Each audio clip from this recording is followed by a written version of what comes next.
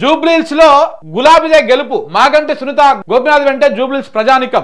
Congress party కంటే BRS కు 6% ఎక్కువ ఓట్లు, 10,000 ఓట్ల మెజార్టీతో మాగంటి సునీత గెలిచే ఛాన్స్ ఉంది.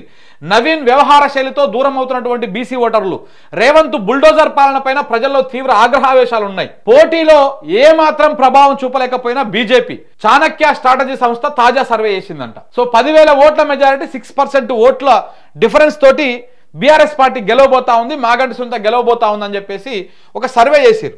ఆడబిడ్డ పైన సానుభూతి కురిపిస్తున్న మహిళా ఓటర్లు, కాంగ్రెస్ కంటే బీఆర్ఎస్ కు 6% ఎక్కువ ఓట్లు, 10,000 ఓట్ల మెజారిటీతో మాగంటి సునీత గెలిచే ఛాన్స్ ఉంది. నవీన్ యాదవ్ వ్యవహార శైలితో దూరం అవుతున్నటువంటి బీసీ ఓటర్లు, బీసీలు కూడా దూరం అవుతారు. మరి ఈ రకంగా మాట్లాడితే దూరం కాక ఏం చేస్తారు?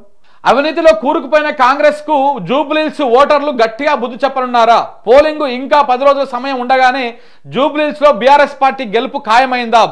రేవంత్ బుల్డోజర్ పాలన పైన ఓటర్లు విసిగెత్తిపోయారా? తాజా పరిణామాలను విశ్లేషిస్తే అది నిజమని అనిపిస్తుంది. కేసీఆర్ దిశానిర్దేశంలో దివంగత మాగంటి గోపినాథ్ నేతృత్వంలో జూబ్లీహిల్స్ లో జరిగిన అభివృద్ధిని గుర్తు చేసుకుంటూ ఆయన సతీమణి మాగంటి సునీతకు అక్కడి ప్రజలు సంఘీభావం వ్యక్తం చేస్తున్నారు. దీన్ని ధృవపరుస్తూ మొన్న కోడ్మో కనెక్టింగ్ డెమోక్రసీ సంస్థ, కేకే సర్వీస్ అండ్ స్ట్రాటజీస్ సంస్థ వేరువేరుగా నిర్వహించిన సర్వేల్లో బీఆర్ఎస్ దే విజయం అని తేలింది. నిన్న మైనార్టీలు ఎక్కువగా ఉన్న జూబ్లీహిల్స్ లో 50.5% మంది ముస్లింలు గులాబీ పార్టీకి పట్టం కడుతున్నట్టు బిలియన్ కనెక్ట్ అనేటువంటి సర్వేలో తేటతెల్లమైంది.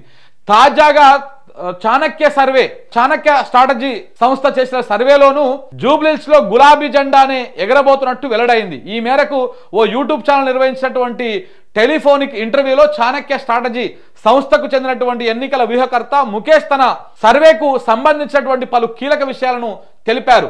బయటి సర్వేలే కాదు, కాంగ్రెస్ అంతర్గత సర్వేలోనూ హస్తం పార్టీ కంటే బీఆర్ఎస్ పార్టీనే జూబ్లీహిల్స్ లో ముందంజలో ఉన్నట్టు తేలడం గమనార్హం. హక్కున చేర్చుకుంటున్నటువంటి ఆడబిడ్డలు. సో ఇది ఈ సర్వేలో కూడా బీఆర్ఎస్ గెలుస్తున్నది, 6% ఓట్ల తేడాతో గెలుస్తున్నదని చెప్పేసి ఈ సర్వేలో వచ్చినట్టు వార్తలు.